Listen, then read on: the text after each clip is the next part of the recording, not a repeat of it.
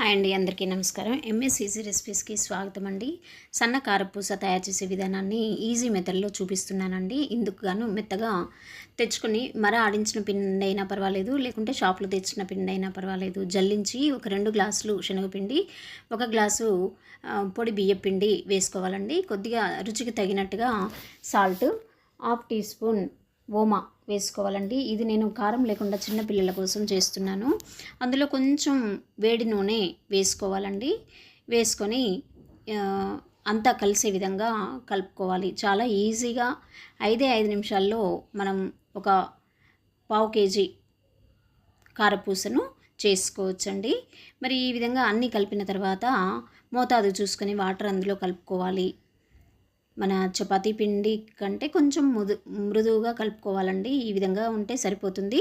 ఇక గిద్దలు తీసుకొని దానికి ఆయిల్ రాసి అలా పక్కకు పెట్టేసుకోవాలండి. ఈ విధంగా చేతి కంటిన పిండిని తీసేసుకోవాలి కొద్దిగా స్పూన్తో. ఇలా ఆయిల్ రాసుకోవాలి. స్క్రూ థ్రెడ్స్ ఉన్న దగ్గర తీసుకొని సన్న కారపూస, మరీ సన్నది కాదండి, కొద్దిగా లావు కారపూస అండి ఇది.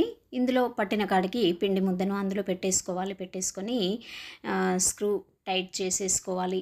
ఈ విధంగా ఈలోపు మందపాటి బాండి స్టవ్ మీద పెట్టి స్టవ్ మీడియం ఫ్లేమ్లో పెట్టి అందులో గోలించడానికి సరిపడా ఆయిల్ పోసుకొని నూనె వేడెక్కాక చూసుకొని ఈ విధంగా వీడియోలో చూపించిన మాదిరిగా కారపూసను అందులో పిండుకోవాలండి. ఇక నూనె బాగా వేడెక్కాలి. స్టవ్ మీడియం ఫ్లేమ్లో ఉండాలండి, మరి హైలో కాకుండా. ఇక గోల్డెన్ బ్రౌన్ కలర్ వచ్చేదాకా గోలించుకోవాలి. చిటికెలో గోలుతుందండి, నూనె బాగా వేడిగా ఉంటుంది కాబట్టి. ఈ విధంగా కొద్దిగా గోలిన తర్వాత తీసేసుకొని అలా పక్కకు పెట్టుకోవాలి. చల్లారిన కొద్దీ గట్టిగా అవుతుందండి. ఇక ఈ కలర్ వచ్చిన తర్వాత వెంటనే తీసేసుకోవాలి. చిన్నపిల్లలకి ఈవినింగ్ పూట కానీ లేకుంటే స్నాక్స్ బాక్స్లో కానీ పెట్టడానికి చాలా ఈజీగా ఉంటుందండి.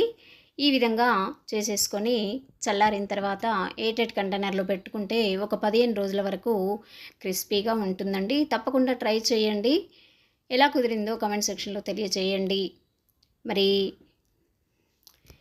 ఎంఎస్ ఈజీ రెసిపీస్ ఛానల్ని సబ్స్క్రైబ్ చేసుకుంటారని భావిస్తున్నాను. Please like, share, subscribe. Thank you అండి.